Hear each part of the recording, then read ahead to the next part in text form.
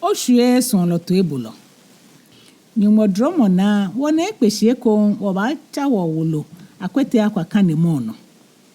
Chonlo akwete akwa yeko beko ya kakapempe akruwa.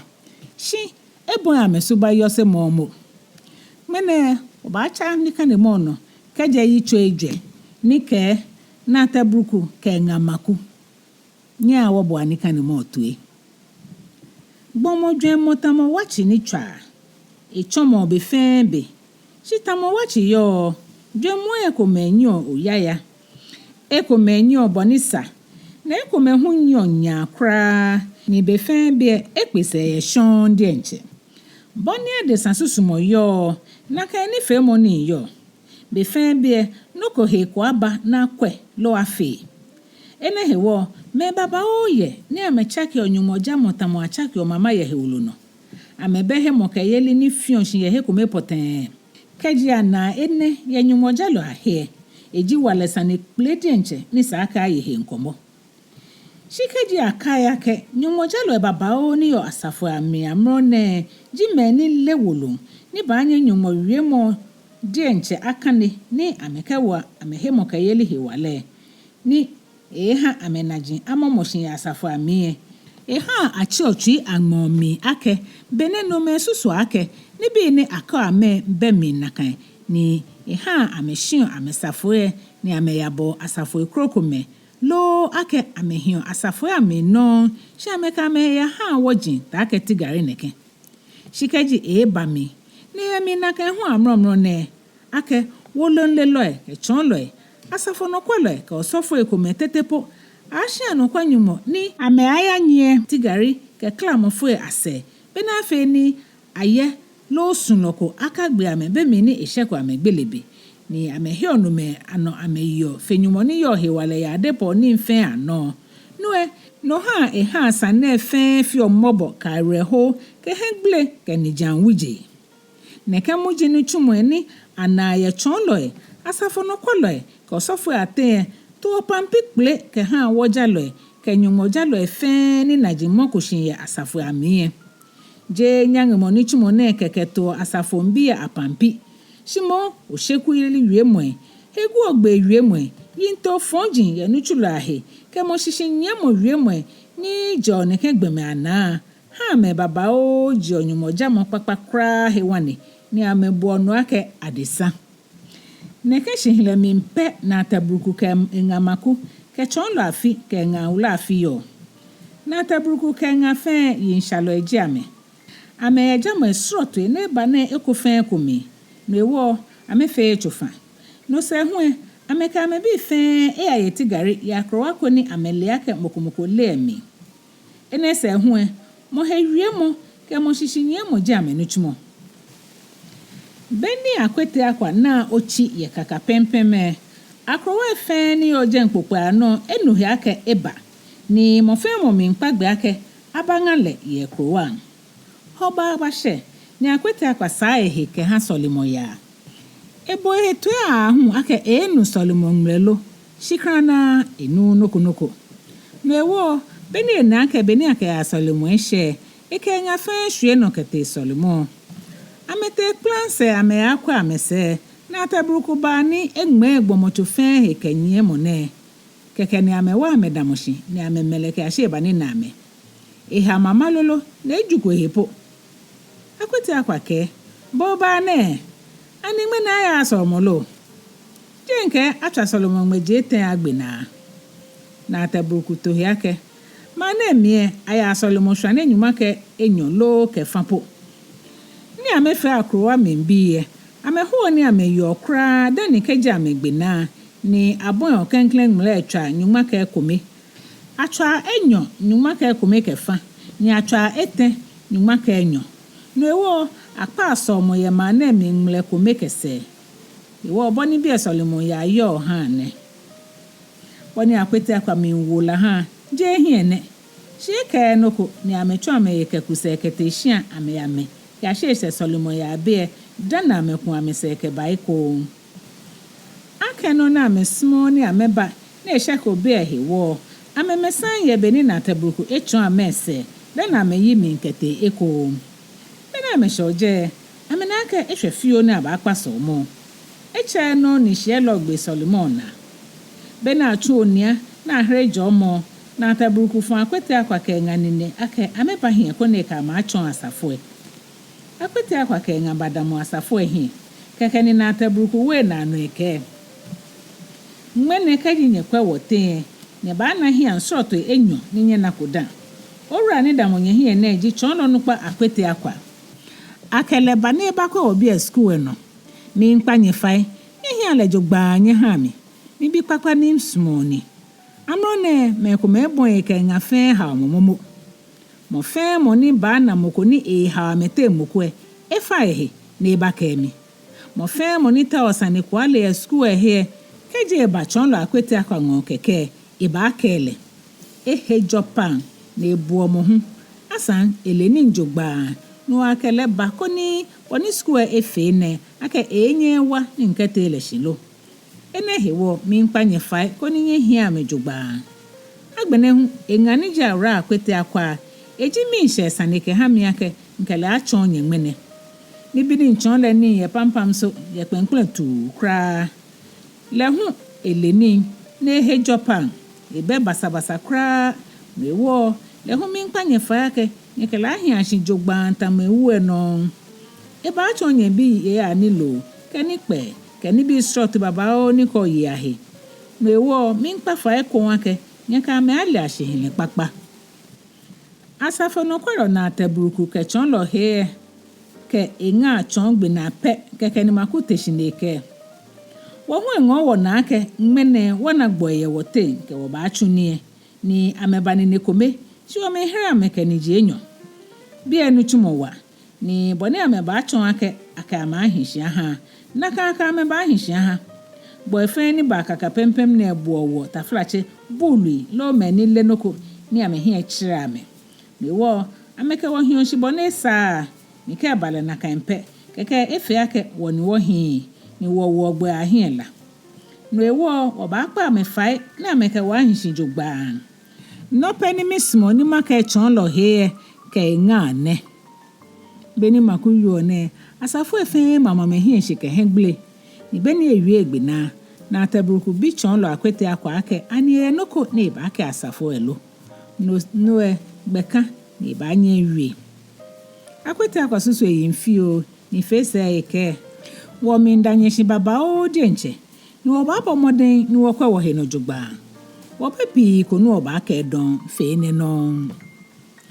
Solomon pamose asafo mbi esan nye chon lo ke nga se keteshia ni ame anga me ke ngmlo ke mishe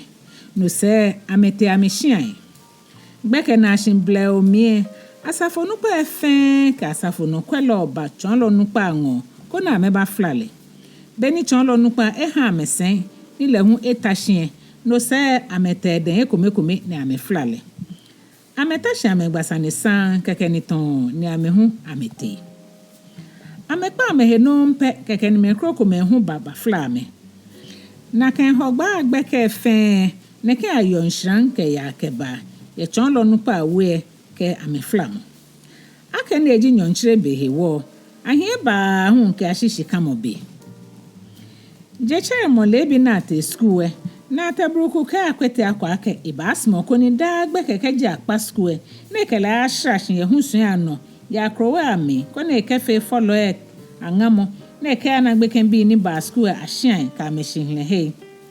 cholo nu pa hunsusu he na aka eji ngawo papa ni ele no yibi papa ni yo chonlo e ke follow e ko mefe moten ya gbe ken bi achose mo gbe fan no ewo ipleno no ewo dagbe ke ameke fio shishra mo ke anyo akrowa ke sra emimbi hobe kome na ataburuku bacho akwete akwa ke akpa akrowa ni oshonshon ahun ke ashi ogbekemi dani amekun amese ke ba shia hogba be kome po bena fe ni ele akrowa mi njogba akwete akwa ha aya akrowa mi Solomon ngo asafombi na jogba ni amebon oblanyo yijemo ye mam ke popa no fe neke akwete akwa ke na ataburuku hie ni chumomi ye kaka pempem fiofio ke ashigbiko sanekoba na tabruku enwa asafo eke school efen ake le denche kutoku minuku ni ehegba ake ekefi ono fen no nesmo eke school dade eke sen ko plon ke salomochu emi sen ya ehia eke achu ono fen no nesmo ni ebi akwete apapo kra dan elu okeya ehia school emi no hiwo eti oshike ya hia afa shinyuma kenyo dani isho school ekpamobe bepi jibe ni elu ogbeken bi eke ya ehia ni jeme dani eke ame ya school ye kaje ka mete ehia ne ken bele nga makwe na ma wa ye eke hi ni chuson keke echu ame eba school ebe nesmo be fen be ni noko kole keke eteshi efangbe ni eshe akwete akwakra echu school be ame nke ya akrowa eke hey ni eke akwete akwasane kokra beno blanyu eba no na boni ni bi ya no school enwo na kra mewo echechon lo efe pe ni boni ni chumo gbeja no to yo etin fe mi ha me ni eke fa pa mo ma me hin ko ni keji moko ba chungbe ke ko e lo chon lo e ko ba ya he ko e ni e ba shele ko ni egma eto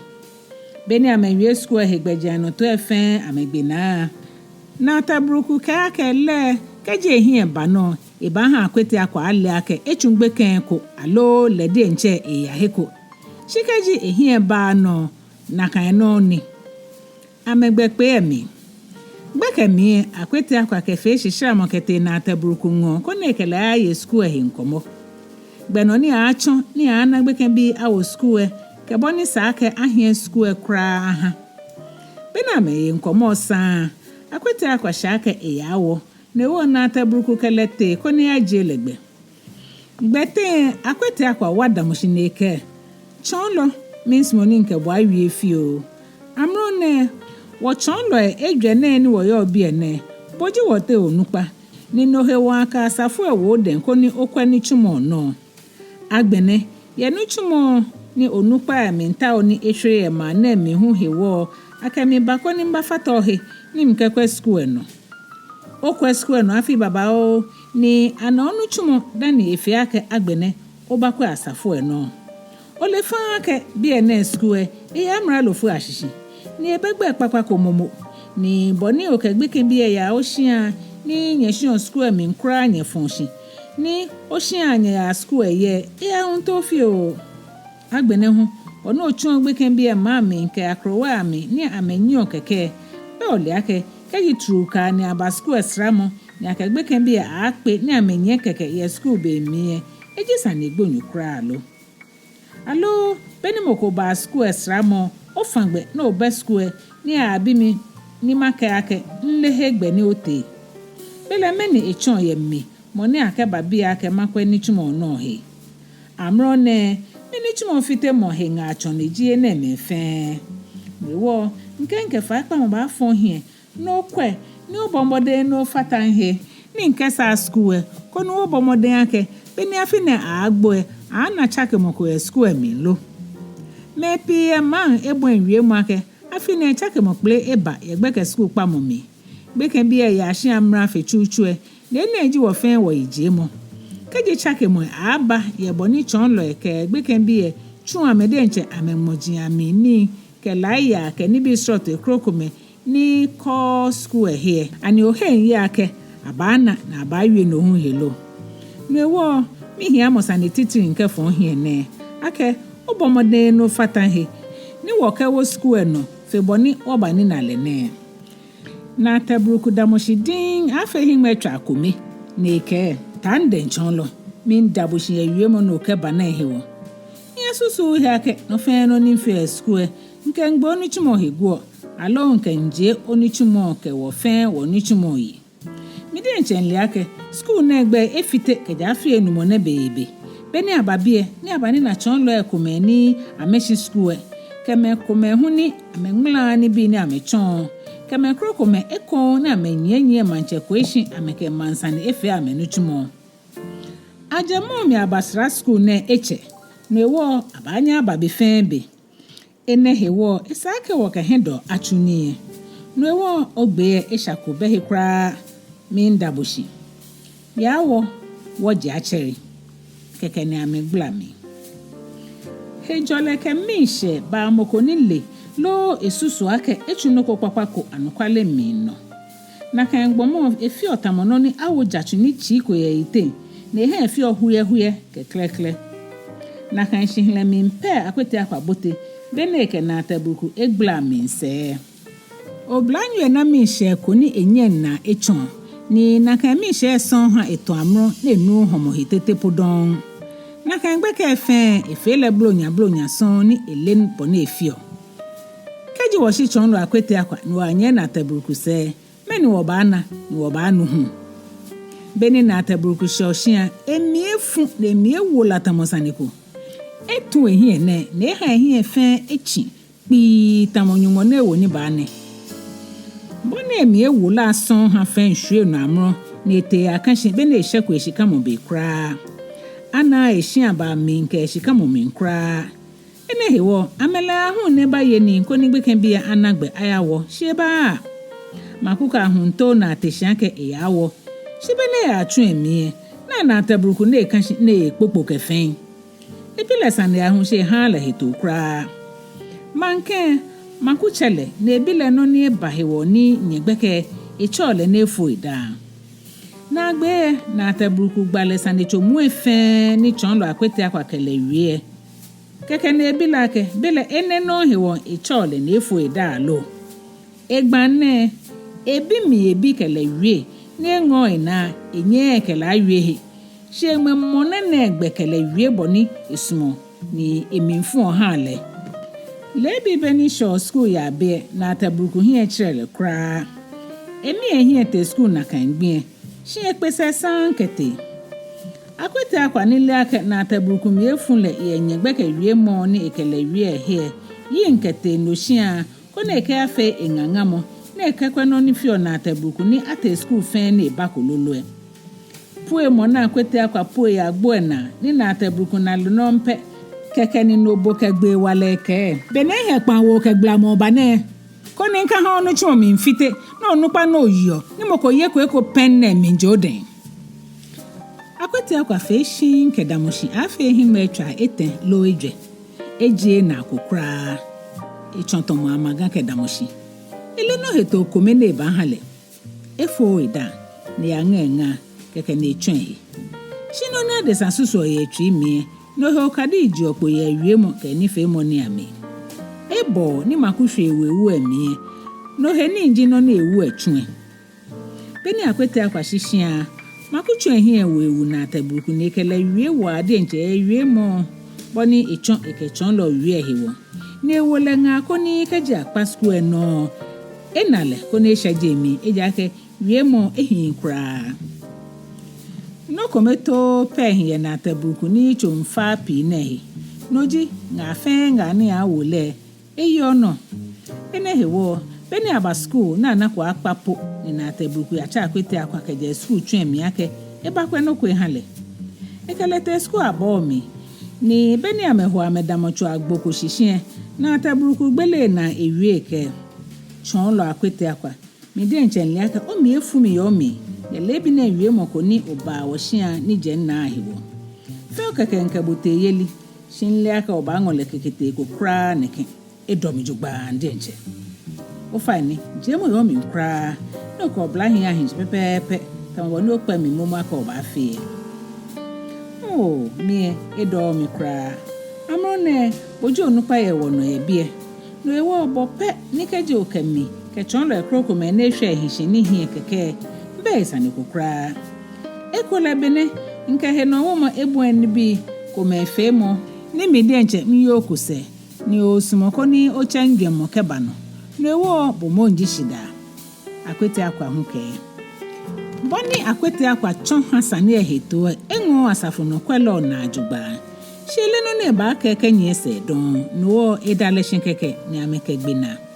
agbene be ne hwefe ameke shrashin ye school abo mi ameke minkwe abo mi ni bi ni ekwen ni mamoshie ke ni bi ni ehia hehumo